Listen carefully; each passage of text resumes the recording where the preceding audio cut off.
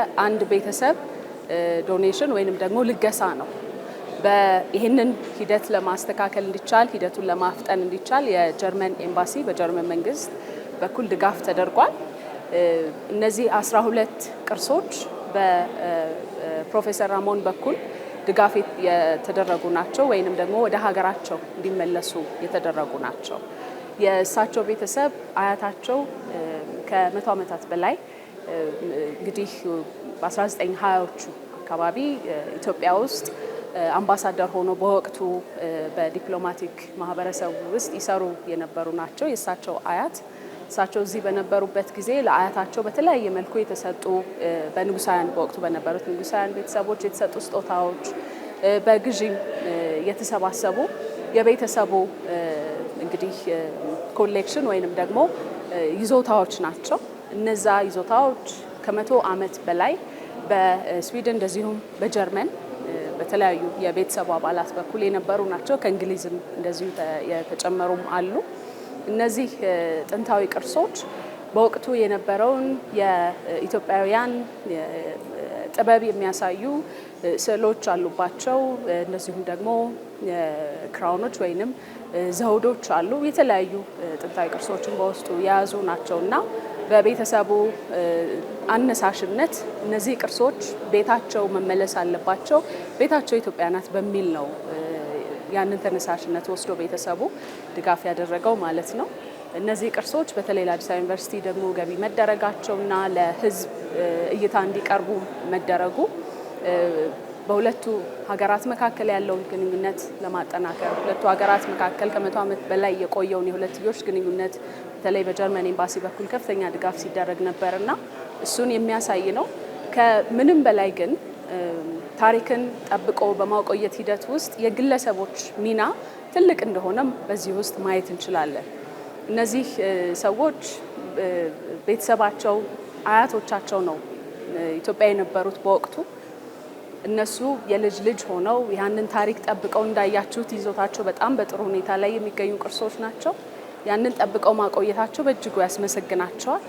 ይሄ ደግሞ በጣም በመላው ዓለም ልክ እንደነሱ አይነት በቤተሰብ ይዞታ ውስጥ የሚገኙ የኢትዮጵያን ጥንታዊ ታሪክ፣ ማንነታችንን፣ አኗኗራችንን በወቅቱ የነበረውን የኢትዮጵያውያን እናቶች አባቶቻችን አያቶቻችንን ጥበብ የያዙ በጣም ብዙ ቅርሶች በግለሰቦች እጅ አሉና እነሱንም ያበረታታል ብዬ አምናለሁ። በዚህ አይነት መልኩ ለሕዝብ መቅረቡ ቅርሶቹ ወደ ሀገራቸው ወደ ቤታቸው መመለሳቸው ጎብኚዎች እንዲመለከቷቸው ብቻ ሳይሆን ታሪክ ወደ ቤቱ ወደ ማንነቱ ወደ መነሻው መመለስ መቻሉ በጣም ትልቅ ትርጉም አለው። ስለዚህ በመላው ዓለም እንደዚህ አይነት ቅርሶች በአያቶቻቸው በተለያየ ጊዜ በእጃቸው ቅርሱ ዛሬ ላይ የሚገኙ ሰዎች ይህንኑ ተመልክተው እነዛ ቅርሶች ወደ ቤታቸው እንዲመለሱ በማድረግ ሂደት ውስጥ እገዛቸው እንዲያደርጉ ጥሪ ማቅረብ እፈልጋለሁ። ይሄ በጣም ትልቅ የሚያስመሰግን ስራ ነው። ጎብኚዎች የሀገር ውስጥም የውጭም ጎብኚዎች ሲመጡ እዚህ አዲስ አበባ ዩኒቨርሲቲ ውስጥ ያለውን ሙዚየም እንዲመለከቱ፣ የተመለሱትም ቅርሶች እንዲመለከቱ፣ ሌሎች በጣም ብዙ በነገራችን ላይ ቅርሶችም አሉ እዚህ ውስጥ ጥንታዊ ኢትዮጵያን የሚገልጹና እሱንም እንዲመለከቱ በዚሁ አጋጣሚ ጋብዛለሁ።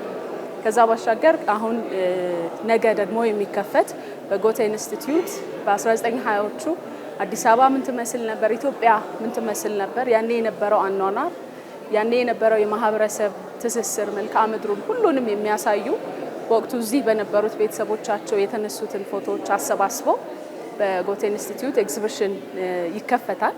እሱንም ጎብኚዎች ሄደው እንዲመለከቱና የያኔዋ ኢትዮጵያ ምን ትመስል ነበር የሚለውንም በአካል ሄደው ማየት እንዲችሉ በዚሁ አጋጣሚ ግብዣዬን አቀርባለሁ። ዲፕሎማሲያዊ ግንኙነቱ በነገራችን ላይ ከ100 ዓመታት በላይ ሲሻገርና ጠንክሮ በተለያዩ እውነቶች ውስጥ እየተፈተነ ዛሬ ላይ እንዲደርስ በማድረግ ሂደት ውስጥ ግለሰቦች ትልቅ ሚና እንዳላቸው ያየንበት ነው። በወቅቱ ያኔ ዲፕሎማት ሆነው አዲስ አበባ ተመድበው የመጡት አያታቸው ያሰባሰቧቸው ቅርሶች በዚህ አይነት መልኩ ሲሰጡ አንድም ኢትዮጵያ በነበራቸው ቆይታ ምን ያህል የተሳካ ቆይታ እንደነበራቸው ደስተኛም እንደነበሩ በኢትዮጵያ የሚያሳይ ነው። በዚህ ልክ አክብረው የልጆቻቸው የልጅ ልጆቻቸው ታሪክ እንዲሆን በማድረጋቸው ማለት ነው። ይሄ የህዝብ ለህዝብ ግንኙነት በሀገራት ታሪክ ውስጥ ምን ያህል ትልቅ ሚና እንዳለው የሚያሳይ ነው።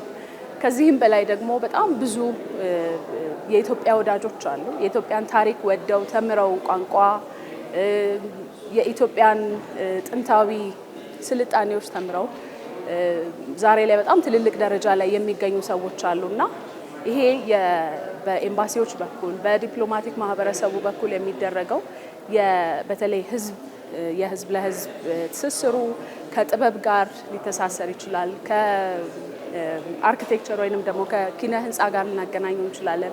በፊልሞች ይገለጻል፣ በሙዚቃ ይገለጻል። በብዙ መልኩ ሊገለጽ የሚችል ሀገራትን አስተሳስሮ ሊያቆይ የሚችል ትልቅ ምሰሶ ነውና ከኤምባሲዎች ጋር እኛም በሚኖሩን የተለያዩ ግንኙነቶች ይህንን የህዝብ ለህዝብ ወይንም ደግሞ በተለይ ጥበብ ላይ ማህበረሰብ ተኮር የሆኑ ስራዎች ላይ የበለጠ አተኩረን የምንሰራ ይሆናል ማለት ነው። በሀገራት ግንኙነት ላይ በጣም ትልቅ ሚና አለው።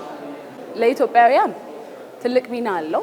ታሪክ ወደ ቤቱን የተመለሰው የማንነታችን ታሪካችን በአንድ ወቅት ኢትዮጵያ የነበረችበት ኢትዮጵያ የምትገለጽበት የነበረ ታሪካችን ነው። ያ ታሪካችን ከሀገር ውጪ ነው የነበረው። ያንን መመለስ መቻሉ ታሪክ ወደ ቤቱ እንዲመለስ ማድረግ ማለት ነው። ይሄ በራሱ በጣም ትልቅ ነገር ነው። በነገራችን ላይ በቅርስ ባለስልጣን በኩል በጣም በተለያየ ጊዜ እንደምትሰሙት እናንተም በመንግስትም ጥረት ለምሳሌ የዓለም አቀፍ ጨረታ ሂደት ላይ ያሉ የኢትዮጵያ ጥንታዊ ቅርሶች ከጨረታ እንዲቆሙና ወደ ሀገራቸው እንዲመለሱ ማድረግ ላይ በጣም ብዙ ጥረቶች ይደረጋሉ።